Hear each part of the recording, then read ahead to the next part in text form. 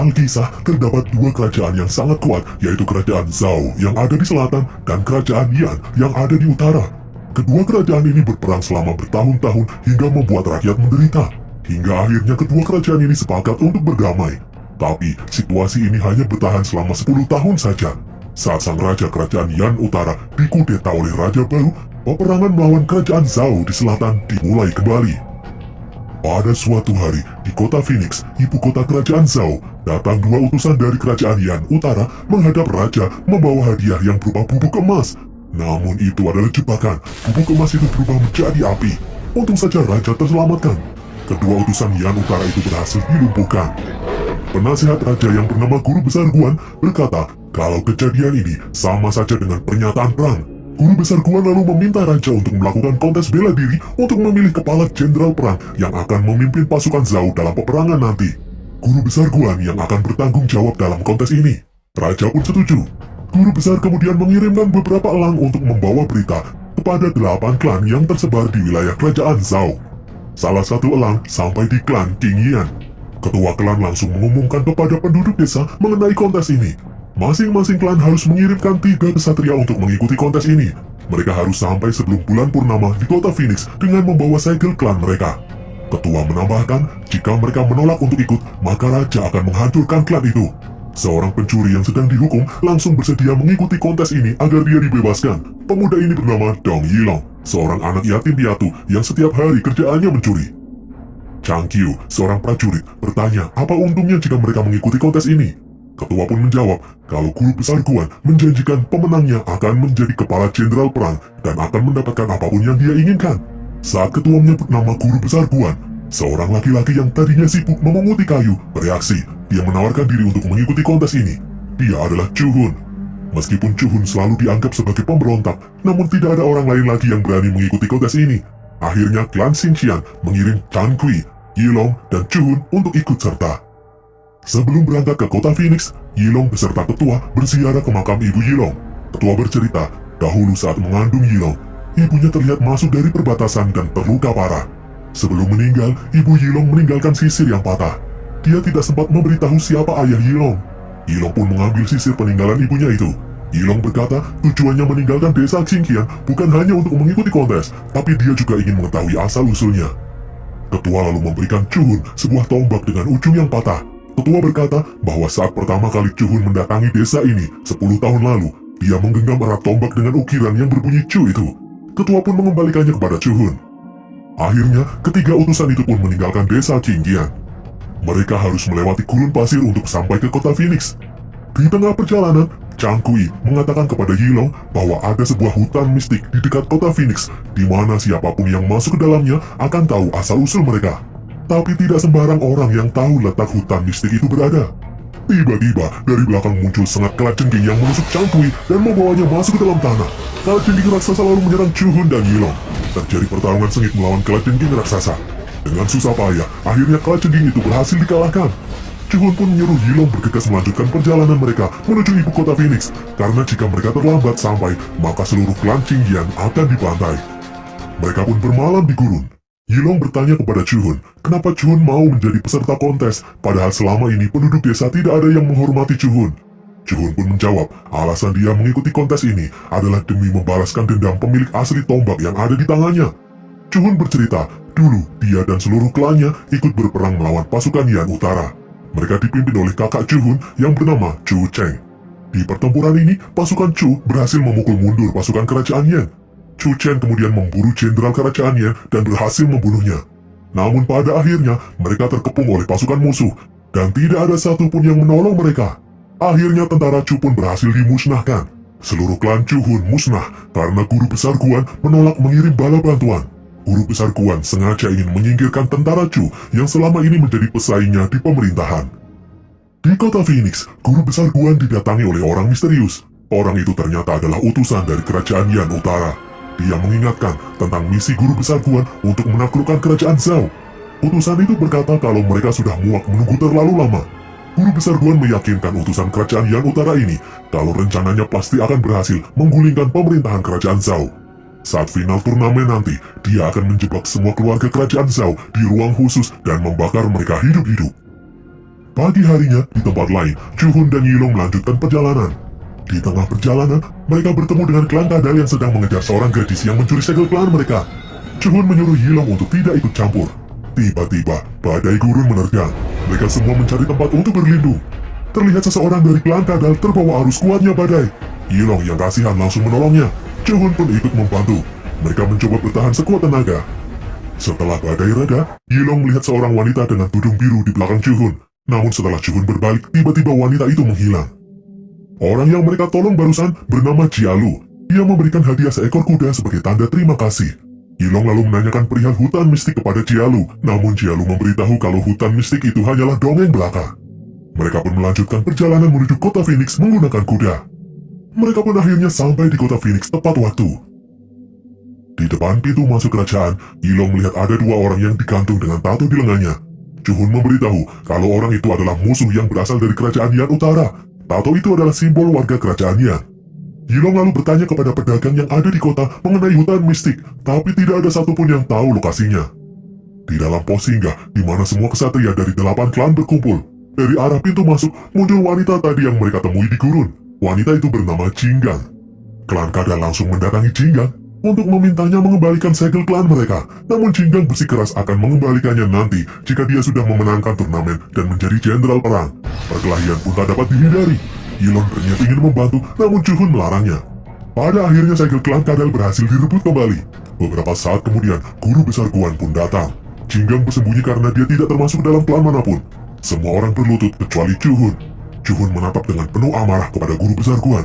Yilong yang paham akan situasi ini segera mengikat kaki Chuhun dan memaksanya agar berlutut. Guru besar Guan datang bersama kaki tangannya, Wuyan, dan anjing besar peliharaannya. Guru besar Guan memberitahu jika nanti ada peserta yang mundur, maka seluruh anggota klannya akan mendapat hukuman. Dia memberitahu kalau babak pertama kontes bela diri akan diadakan lusa pada siang hari. Klan King Yang jelas kekurangan personil karena salah satunya meninggal dalam perjalanan. Chuhun dan Yilong pun terpaksa mencari anggota baru. Jinggang yang tidak sengaja mendengar kabar ini mengikuti pergerakan Chuhun dan Yilong. Chuhun dan Yilong menuju pasar budak berharap mereka bisa menemukan seseorang yang kuat di sana. Pasar budak sendiri adalah pasar tempat menjual tahanan perang dari tentara kerajaan Yan Utara. Mereka dikurung, dipaksa untuk saling membunuh dan dijual. Di sini terlihat dua orang wanita tahanan dari Yan Utara sedang diadu siapa yang lebih kuat. Salah satu wanita itu bernama Pino. Dia berhasil mengalahkan lawannya dengan mencedik lawannya menggunakan rantai. Si penjual lalu menawarkan Pino kepada penonton untuk membelinya. Saat Pino melihat tombak milik Chuhun, dia teringat sesuatu. Tiba-tiba Jinggang tak sengaja menyenggol tangan Chuhun hingga terangkat. Hal itu diartikan oleh penjual budak kalau Chuhun berniat membeli Pino. Dengan terpaksa, Chuhun pun membeli Pino. Jinggang lalu menghampiri Chuhun dan Yilong. Dia berkata kalau dia ingin bergabung dengan mereka. Chuhun tentu saja menolak karena meragukan kemampuan Jinggang. Jinggang lalu mengambil apel dan pisau Yilong dan kemudian memotong apel itu. Jinggang memberikan setengah potongan apel tadi kepada Pino. Melihat keterampilan Jinggang ini, membuat Yilong tertarik ingin merekrut Jinggang. Akhirnya Chuhun pun menyetujui usulan Yilong. Di sini untuk kedua kalinya, Yilong melihat wanita bertudung biru misterius lagi. Di malam harinya, Pino berniat menyerang Chuhun karena ayah Pino terbunuh oleh tombak milik Chuhun dalam perang. Ternyata, ayah Pino adalah jenderal tentara Yan Utara yang dibunuh oleh kakak Chuhun. Chuhun pun berkata kalau dia rela menyerahkan nyawanya di tangan Pino untuk menebus dosa kakaknya. Tapi nanti, setelah dia berhasil membunuh guru besar Guan. Babak pertama kontes pun akhirnya tiba. Pino melihat jalannya pertandingan dari atap rumah. Dalam babak ini, hanya 3 klan yang akan maju ke babak berikutnya, yaitu klan yang berhasil sampai di seberang. Sebelum masuk ke arena kontes, tubuh ketiga peserta harus diikat. Mereka pun bersiap-siap dengan senjata masing-masing. Saat gong dibunyikan, semua kesatria dari semua klan melompat ke arena kontes. Mereka berusaha mengalahkan klan-klan lawan. Akhirnya hanya beberapa klan yang berhasil masuk dalam arena. Arena kontes berupa lingkaran rantai di mana di bawahnya terdapat besi-besi tajam, sehingga siapapun yang jatuh pasti akan mati. Arena kemudian diputar. Selain harus cepat untuk sampai ke seberang, mereka juga harus menghindari bola-bola yang bergerak ke sana kemari. Salah satu klan tidak bisa menghindari bola, sehingga mereka pun kalah. Ada juga klan yang memilih untuk bergelantungan di bawah rantai untuk menghindari bola. Klan pertama yang berhasil mencapai garis finish adalah klan Sixuan yang terdiri dari 3 wanita. Di tengah-tengah kontes, Yilong masih menyematkan diri untuk menolong musuhnya yang tidak bisa bergerak. Dengan susah payah, klan Qingyuan itu pun berhasil menempati posisi kedua. Tinggal satu lagi yang tersisa. Salah satu kesatria klan Falcon kakinya terjepit rantai. Akhirnya ketua klan, Wen Tiayu, terpaksa memotong kaki anak buahnya itu dan menggendongnya hingga mencapai garis finish. Bagi kesatria yang kalah, mereka akan mendapat cap di pipi yang bertuliskan pecundang. Guan lalu memberikan hadiah kepada para pemenang. Di sini, Yilong menahan Chuhun untuk tidak menyerang Guan karena situasi sedang tidak memungkinkan. Guan lalu melihat tombak Chuhun dan mengenalinya sebagai tombak milik kakak Chuhun. Dari atap, Binu sudah bersiap-siap dengan anak panah di tangannya. Dia berniat membunuh Chuhun begitu Chuhun membunuh Guan. Tapi ternyata di sini, Chuhun tidak jadi membunuh Guan. Binu pun mengurungkan niatnya memanah Chuhun. Saat sedang makan, Jinggang merebut sisir milik Yilong karena dia terang oleh tumbuhan yang hidup dan melilit tubuh mereka. Mereka berusaha untuk memotong tumbuhan itu, namun mereka malah ditarik ke suatu tempat. Klan Falcon yang melihat hal tersebut berusaha untuk menghindar. Mereka pun akhirnya berhasil melewati tumbuhan itu. Mereka lalu melihat telur Raja Buas dan langsung mengambilnya. Saat keluar dari tempat itu, salah satu kesatria klan Falcon ditarik oleh tumbuhan tadi. Kini tinggal Wen Tiaoyu yang tersisa dari klan Falcon. Raja Buas yang sadar kalau telurnya diambil segera keluar dari tempat persembunyiannya. Gua pun mulai bergetar. Telur terlepas dari tangan Tiaoyu dan berpindah ke Jinggang, membuat Jinggang dikejar oleh Raja Buas. Jinggang memberikan telur itu kepada Yilong, membuat mereka berdua dikejar oleh Raja Buas. Untuk menghindari Raja Buas, Yilong dan Jinggang berpegangan pada batu di atas mereka. Dari atas, mereka bisa melihat lumut berwarna jingga di atas kepala Raja Buas. Di saat Raja Buas tersangkut di lubang, Jinggang lalu mengambil wadah dan mengambil penawar racun itu. Mereka kemudian bergegas menghampiri Chuhun. Setelah meminum lumut itu, racun di dalam tubuh Chuhun pun menghilang dan keadaannya mulai membaik.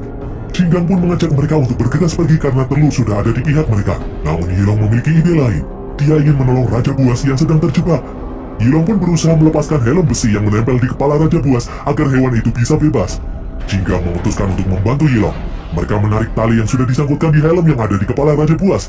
Chuhun juga datang membantu, dan akhirnya helm besi pun berhasil dilepas dan Raja Buas akhirnya bisa bebas. Yilong meletakkan telur di hadapan Raja Buas. Yilong berjanji pada Raja Buas kalau nanti dia akan mengembalikan telur itu setelah turnamen berakhir.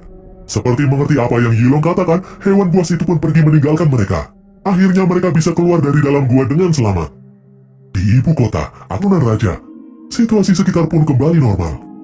Mengetahui fakta ini, Chuhun tidak sudi berteman dengan Yilong yang ternyata keturunan Raja Kerajaan Yan Utara. Chuhun pun memutuskan untuk pergi. Jinggang langsung mengejar Chuhun. Di tengah hutan, Chuhun menyuruh Jinggang untuk tidak mengikutinya. Jinggang pun berkata kalau selama ini dia tidak pernah merasakan kehangatan keluarga. Jinggang sudah menganggap Chuhun dan Yilong seperti kakak kandungnya sendiri. Namun Chuhun tetap meninggalkan Jinggang sendirian. Di tempat lain, wanita bertudung biru berkata kalau Yilong telah ditakdirkan untuk membawa perdamaian di kedua kerajaan. Dia menyuruh Yilong kembali ke kerajaan Yan Utara untuk merebut kembali tahtanya. Namun di sisi lain, jika rencana guru besar Guan berhasil, maka kerajaan Zhao Selatan akan musnah. Yilong saat ini lebih memikirkan nasib Chuhun dan Jinggang yang besok akan bertarung sampai mati. Yilong pun memutuskan akan melindungi Chuhun dan Jinggang terlebih dahulu. Di tengah hutan, Chuhun bertemu dengan Binu yang akan berpamitan. Binu berkata kalau dia telah menghilangkan kebenciannya sehingga dia bisa hidup bebas. Karena meskipun dia sudah tidak dikurung lagi, tapi selama kebencian ada di dalam hatinya, dia akan selamanya terkurung dan tidak bisa bebas. Binu ingin hidup terhormat seperti orang-orang lainnya. Sebelum pergi, Binu memberikan apel yang dulu diberikan Jinggang. Chuhun yang khawatir lalu berbalik mencari Jinggang. Dia ingin meminta maaf pada gadis itu. Namun ternyata, Jinggang dikepung oleh guru besar Guan dan anak buahnya. Jinggang berniat melawan, namun karena kalah jumlah dan kalah senjata, akhirnya Jinggang berhasil ditaklukkan. Chuhun pun datang dan berusaha menolong Jinggang. Melihat hal itu, Guan menancapkan pedang di kaki Jinggang, membuat Chuhun tak berkutik. Tak sampai di situ saja, Guan menarik rambut Jinggang hingga terlepas dari kepala Jinggang sambil menyuruh Chuhun untuk menyerah. Karena tidak ingin melihat Jinggang semakin menderita, Chuhun pun akhirnya menyerah. Namun ternyata, guru besar Guan justru menusuk tubuh Jinggang hingga sekarat. Guan dan anak buahnya lalu membawa Chuhun pergi. Guan berniat membuat Chuhun seolah-olah menjadi pengkhianat dan meminta izin kepada raja untuk mengeksekusinya. Setelahnya, Guan dan anak buahnya akan menyulut kekacauan dan kemudian membakar raja dan seluruh anggota kerajaan Zhao. Di belakang, Yilong kemudian menemukan tombak Chuhun dan tubuh Jinggang yang sudah tidak berdaya. Jinggang memberitahu Yilong kalau Guan telah menangkap Chuhun. Sebelum menghembuskan nafas terakhirnya, Jinggang memohon kepada Yilong untuk menolong Chuhun. Jinggang pun akhirnya tewas. Sebelum pergi, Yilong mengumpulkan jasad Jinggang terlebih dahulu. Tiaoyu berhasil mengejar rombongan klan-klan yang sebelumnya kalah dalam kontes. Dia mengajak para kesatria itu untuk kembali ke ibu kota untuk melindungi raja. Dia juga memberitahu kalau guru besar Guan ternyata adalah mata-mata musuh. Di pusat kota, Yilong memberikan tombak kepada Chuhun yang masih terdiam. Yilong menyuruh Chuhun untuk bangkit dan berjuang. Yilong berniat menyelamatkan Chuhun. Yilong pun berusaha menghalau senjata-senjata yang terbang ke arah mereka dengan pedang milik Jinggang, sementara Chuhun masih memikirkan perkataan teman-temannya. Hingga akhirnya Chuhun pun sadar. Chuhun mengambil tongkatnya dan mulai bergerak. Guan yang melihat hal itu menyuruh anak buahnya untuk memulai kerusuhan. Raja pun kaget melihat situasi sekitar. Banyak warga sipil yang ternyata adalah prajurit kerajaan Yan Utara yang menyamar. Raja masih belum sadar kalau Guan adalah pengkhianat. Pertempuran besar pun terjadi. Guan berpura-pura melindungi raja dan menyuruh raja dan ajudannya untuk masuk ke dalam sebuah ruangan. Saat raja sudah masuk ke dalam ruangan, ternyata pintu keluarnya tidak bisa dibuka. Sementara pintu masuk tiba-tiba dikunci oleh Guan. Saat itulah raja sadar kalau Guan adalah pengkhianat. Wuyan yang bertarung melawan Yilong merobek lengan baju Yilong. Setelah melihat tato Yilong, Wuyan tiba-tiba bersujud, membuat Yilong dengan mudah membunuhnya. Chuhun berusaha keras melawan anjing Guan. Binu kemudian membantu dengan menusuk mata anjing itu, tapi anjing itu malah menggigit Binu di bahunya. Chuhun kemudian dibantu oleh kesatria dari klan lain yang datang, dan akhirnya mereka pun berhasil melumpuhkan anjing besar itu. Namun karena kehabisan darah, Binu pun akhirnya tewas. Guan terlihat menuju ke atas bangunan setelah menumpahkan bahan bakar. Yilong yang melihatnya berusaha mengejar Guan, namun api sudah terlanjur menyala dan membakar seluruh bangunan. Guan kabur menggunakan layangan yang besar. Yilong pun melompat menaiki layangan itu, sementara Chuhun dan Diaoyu berusaha mendobrak pintu untuk menolong raja. Api berkobar di mana-mana. Di dalam ruangan, raja dan pengikutnya mulai kepanasan karena semua ventilasi ditutup. Raja berhasil berlari menuju pintu masuk dan meminta bantuan. Di atas, Yilong berusaha menjatuhkan Guan dengan menendangnya namun gagal. Yilong pun merobek layangan. Gedung-gedung mulai runtuh, namun Chuhun dan Diaoyu masih berusaha membuka pintu. Saat ledakan terjadi, mereka akhirnya bisa membuka pintu. Chuhun menyelamatkan raja, sementara Diaoyu terkena ledakan dan terbakar. Chuhun kemudian melihat layangan Guan yang mulai oleng. Yilong dan Guan pun terjatuh. Chuhun bergegas menghampiri Guan. Chuhun menendang dan memukul Guan. Chuhun lalu menancapkan tubuh Guan pada tanduk patung naga hingga tewas. Setelah api berhasil dipadamkan dan keadaan mulai tenang, raja memberikan hadiah kepada para kesatria dari semua klan yang datang menolongnya. Chuhun pun dinobatkan menjadi jenderal perang. Chuhun lalu meminta gelar kesatria kepada Jinggang yang telah tewas. Hal ini langsung disetujui oleh raja. Sementara Yilong meminta izin ke lembah Raja Buas untuk mengembalikan telur Raja Buas. Beberapa hari kemudian, di pusat kota Phoenix, dibangun patung Jinggang sebagai penghormatan. Chuhun dan Yilong lalu berziarah ke makam Jinggang. Yilong meletakkan setengah dari sisir peninggalan ibunya di makam itu. Yilong lalu memberitahu kalau dia akan pergi ke kerajaan Yan Utara untuk merebut kembali tahtanya. Chuhun meminta Yilong sebaiknya mereka berdua tidak usah bertemu lagi karena dia tidak ingin memicu perang. Dan berakhirlah